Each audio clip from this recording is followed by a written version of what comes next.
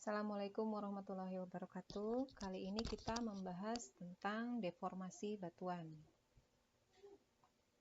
Deformasi adalah proses yang menyebabkan perubahan bentuk geometri batuan. Deformasi disebabkan karena gaya-gaya eksternal yang bekerja pada batuan tersebut. Proses deformasi menghasilkan struktur geologi. Nih, kalau kita lihat dari gambar di bawah ini, batuan ini telah mengalami perlipatannya. Ini di bagian sini melengkung, kemudian ada patahan juga. Selain itu juga ada retakan-retakan. Jadi ketika batuan tersebut membengkok, terpelintir atau patah, kita mengatakan bahwa batuan tersebut telah berubah bentuk atau telah mengalami deformasi.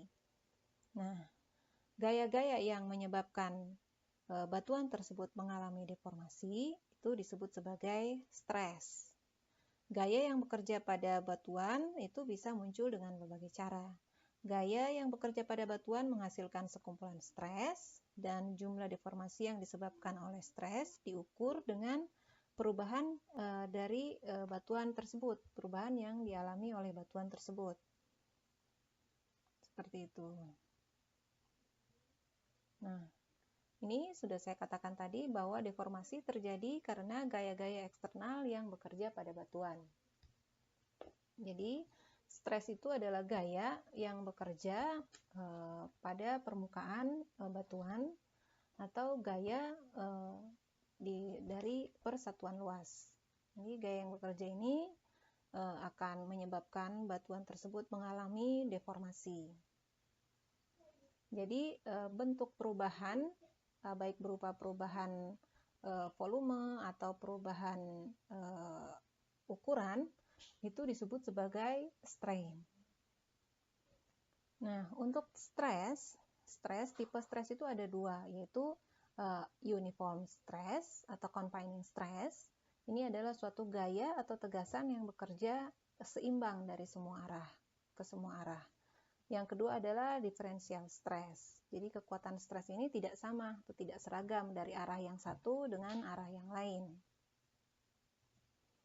Nah, stres ini menyebabkan deformasi. Di sini kita lihat gambarnya ya. Ketika stresnya itu besar, maka deformasi yang terjadi ini juga besar. Nah, ketika stresnya ini kecil, maka material yang terkena stres ini hanya mengalami deformasi yang sedikit saja. Nah, di sini kita mengenal 3 jenis stres jika besarnya kekuatan stres itu tidak sama, atau differential stress ya, ada 3 jenisnya.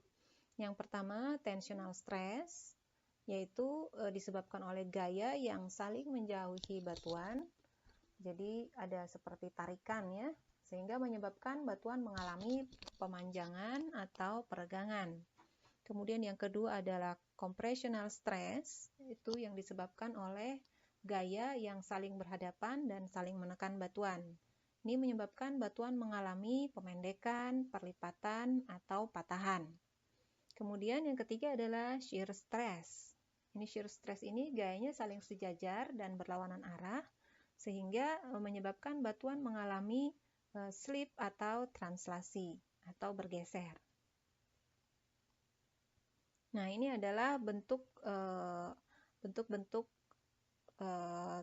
macam-macam stres tadi ya. Mulai ini yang bagian atas kita lihat ada compressive stress atau tekanan, kemudian tensional stress atau tarikan, kemudian ada shearing stress. Nah, di bagian bawah ini, di bagian tengah ke bawah, ini adalah produk deformasi yang dihasilkan. Kalau compressive stress ini menghasilkan perlipatan, kemudian tensional stress ini menyebabkan stretching, peregangan atau penitipisan, kemudian shear force ini menyebabkan pergeseran. Nah, ini adalah termasuk dari model deformasi ductile. Kemudian untuk model deformasi brittle-nya seperti ini.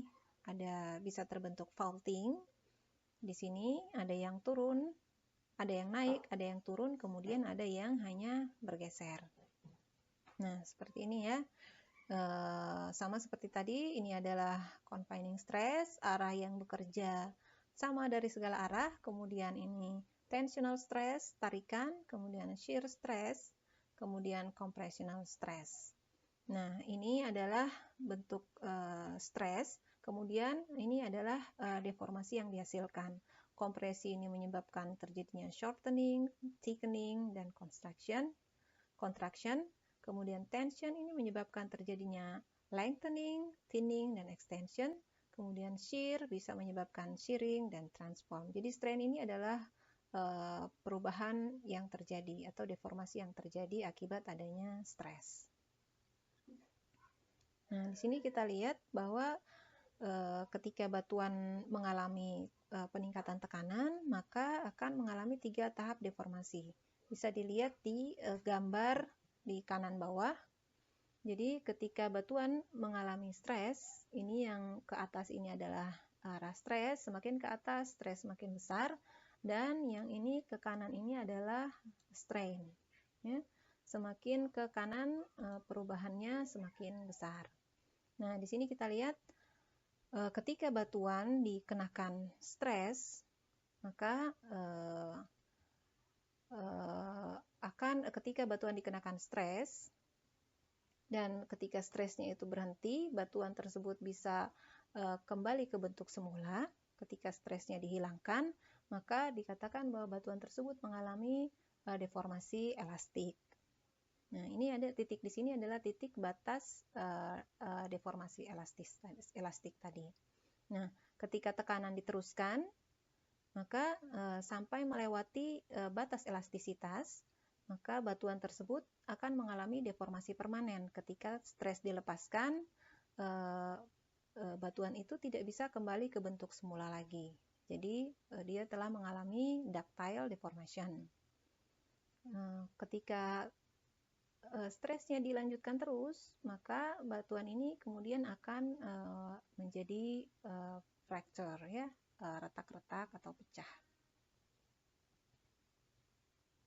Nah, berdasarkan atas perilaku batuan tersebut, perilaku batuan atau mineral ketika mengalami stres, maka batuan bisa diklasifikasikan menjadi yang pertama bersifat brittle, bisa kita lihat grafiknya di sebelah kiri.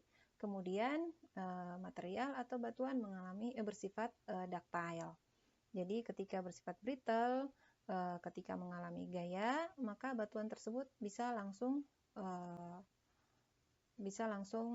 patah, ya. Bisa langsung patah. Ini kita lihat di sini bahwa brittle itu biasanya terjadi pada low temperatur, low confining pressure, kemudian high strain rate. Jadi ketika dikenakan suatu gaya, batuan itu akan bisa langsung patah tanpa melewati batas elastisitasnya. Kemudian untuk material yang bersifat ductile, ini di sini kita lihat high temperatur, high confining pressure, dan low strain rate. Jadi ketika dikenakan suatu gaya sampai melewati batas elastisitasnya, batuan tersebut kemudian tidak mengalami fracture, tidak patah, dia hanya mengalami pemanjangan atau perlipatan atau pemendekan. Nah, jika gaya tersebut diteruskan hingga melewati batas di sini, ini baru batuan tersebut mengalami fracture. Jadi seperti itu. Nah, jenis deformasi yang terjadi, apakah batuan tersebut akan mengalami deformasi brittle atau ductile, ini dipengaruhi oleh beberapa faktor. Yang pertama adalah temperatur. Jadi pada suhu tinggi, itu ikatan molekul yang terdapat pada batuan atau mineral ini bisa meregang. Jadi batuan itu akan menjadi bersifat lebih ductile. Ya. Contohnya di sini lilin. Lilin ini kalau misalnya temperaturnya normal, dikenakan gaya, maka dia cepat patah. Sedangkan kalau diberi temperatur, ketika kita kenakan gaya, maka lilin itu bisa hanya bengkok saja. atau bisa kita lihat pada animasi berikut.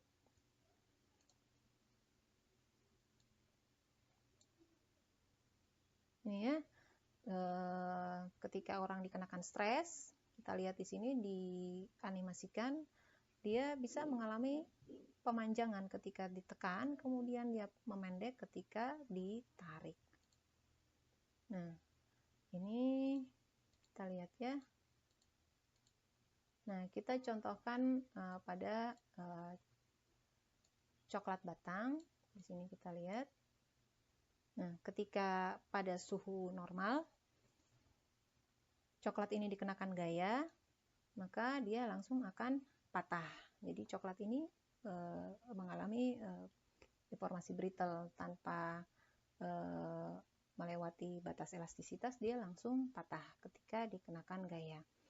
Ketika coklat ini diberi temperatur, dinaikkan temperaturnya, maka ketika dikenakan gaya dia akan bisa melengkung. Seperti itu ya. Nah, untuk selanjutnya faktor selanjutnya adalah tekanan. Jadi pada material yang terkena tekanan lebih besar, itu kemampuan kecenderungan untuk retak itu berkurang karena tekanan di sekelilingnya menghalangi pembentukan retakan.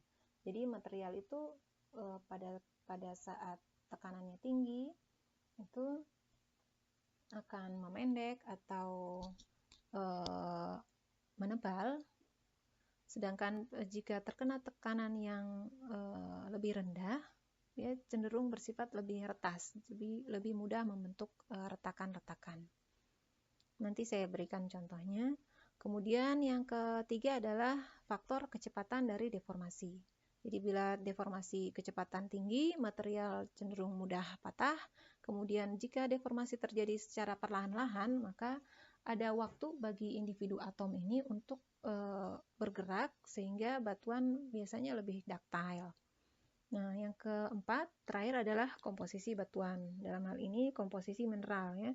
Jadi batuan yang didominasi oleh mineral seperti olivin contohnya atau feldspar ini sangat rapuh, sedangkan batuan yang tersusun oleh mineral-mineral lempung, mika, kalsit ini cenderung sifatnya lebih ductile. Nah, ini pengaruh tekanan pada jenis deformasi. Di sini kita lihat sebelah kiri ini adalah kondisi awal, kondisi mula-mula. Kemudian ketika batuan ini dikenakan tekanan. Ini kita lihat di tengah. Nah, tekanannya rendah, tekanan ruangnya rendah, jadi diberi tekanan sedikit saja dari segala arah, batuan ini langsung mengalami retakan. Ya. Kemudian yang sebelah kanan ini batuannya dari deeper crust ini ya, lokasinya diambil dari di tempat yang lebih dalam. Jadi ketika mengalami tekanan dari segala arah, tekanan yang tinggi dari segala arah, jadi batuan ini mengalami pemendekan atau penebalan. Jadi tidak mengalami pecah, jadi tidak melewati fase pecah.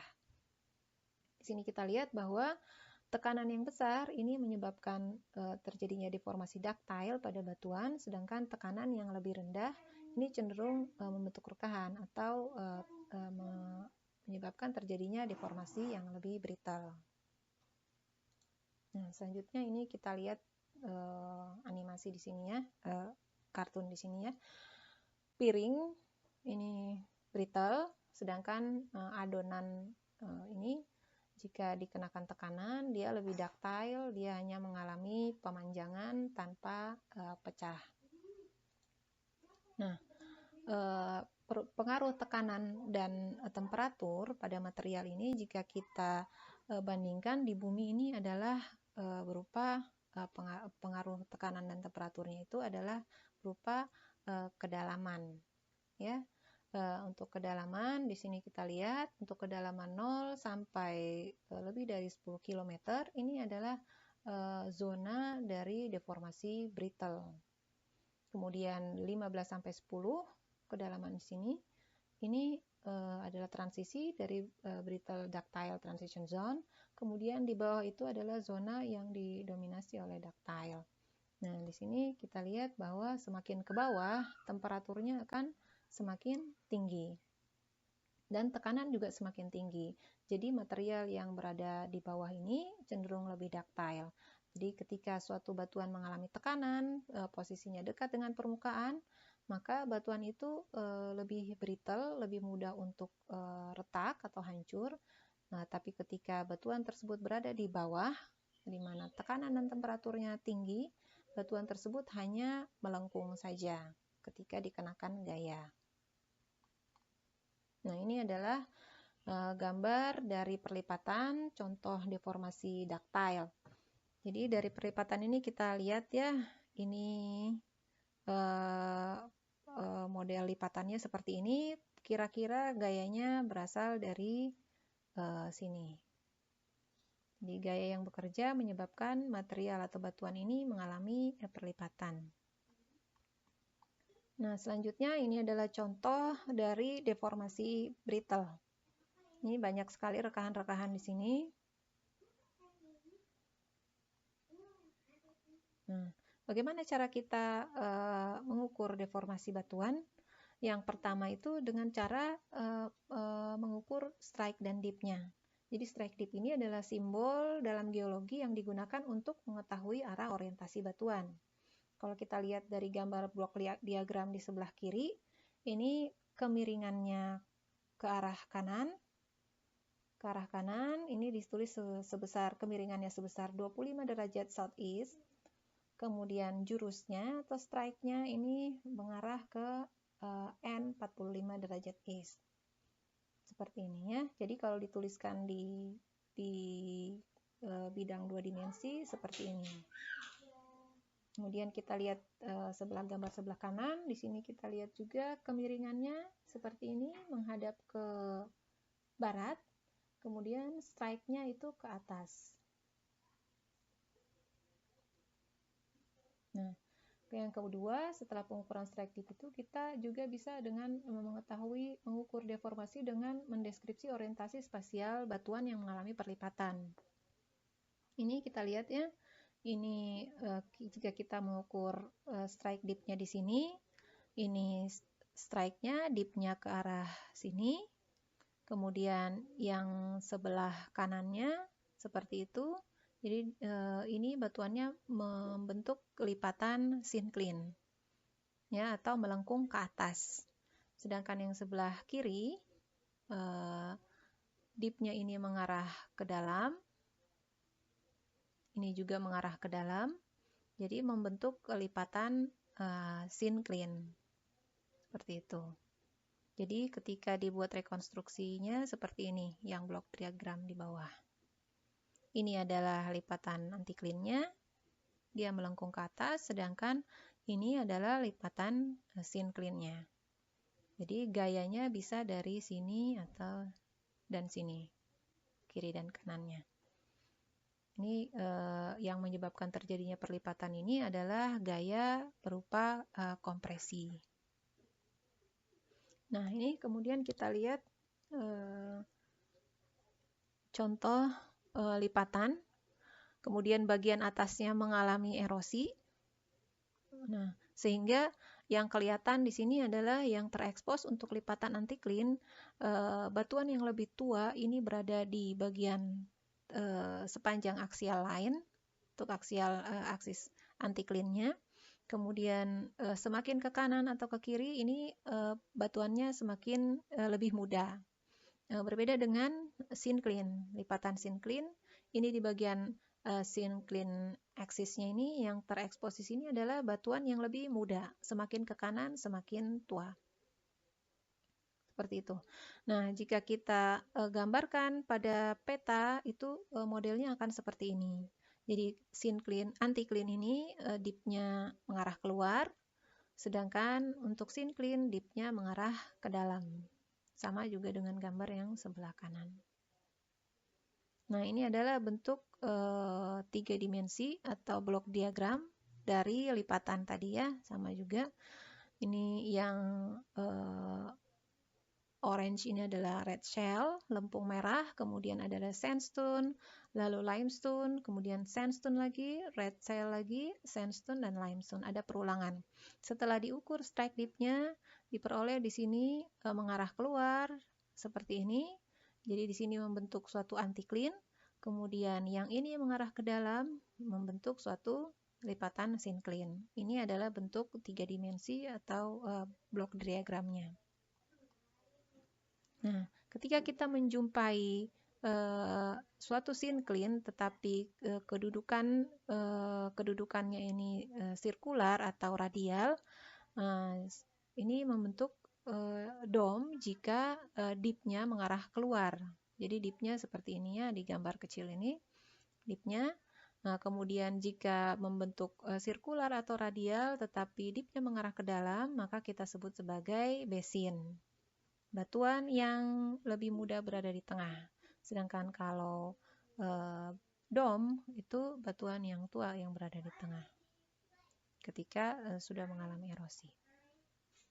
Nah, ini adalah kita coba melihat bagaimana batuan sebelum terdeformasi dan yang telah terdeformasi. Kita sudah pelajari bagaimana di materi pertama bahwa batuan itu sebelum terdeformasi dianggap bahwa memiliki perlapisan yang horizontal, ya. Horizontal tanpa adanya perlipatan, tanpa adanya patahan. Kemudian setelah terdeformasi, butirannya bisa menjadi lebih pipih, kemudian mempunyai kemiringan perlapisan, atau mengalami perlipatan atau patahan, seperti itu. Nah, ini kita coba lihat.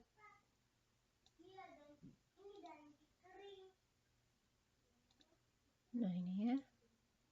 Nah, seperti ini. Ketika suatu karet, misalnya ya, karet kita tarik, nah dia akan mengalami pemanjangan. Tapi kalau ketika stresnya kita lepaskan, maka karet ini akan kembali ke bentuk semula. Jadi karet ini mengalami deformasi elastik. Coba kita lihat pada bagian tengah dari bulatan ini mengalami pemipihan. Setelah dikembalikan ke posisi semula atau stresnya dihilangkan, maka karet ini kembali ke posisi semula. Bentuk pipi ini bisa menjadi lebih bulat. Ini pada karet ya, contohnya.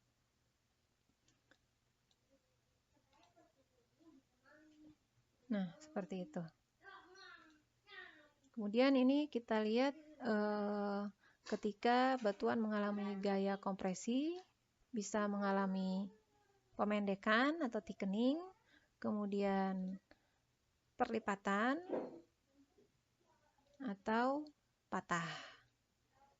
Seperti ini. Jadi ini adalah bentuk deformasi ductile-nya, sedangkan ini adalah bentuk deformasi brittle-nya.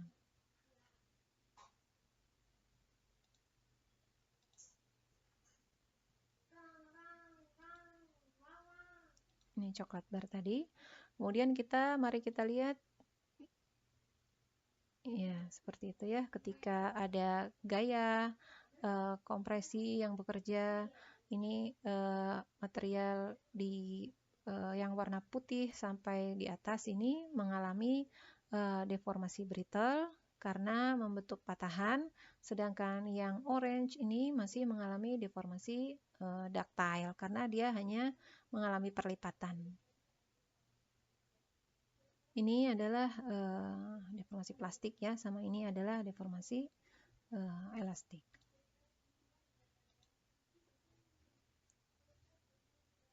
Ini adalah contoh-contoh struktur primer. Nah, ini adalah contoh dari kekar atau joint ya. Joint ini terjadi ketika batuan mengalami gaya dan mengalami deformasi brittle. Ini ketika rekahan-rekahannya terisi oleh mineral atau membentuk vein-vein. Oke, seperti itu.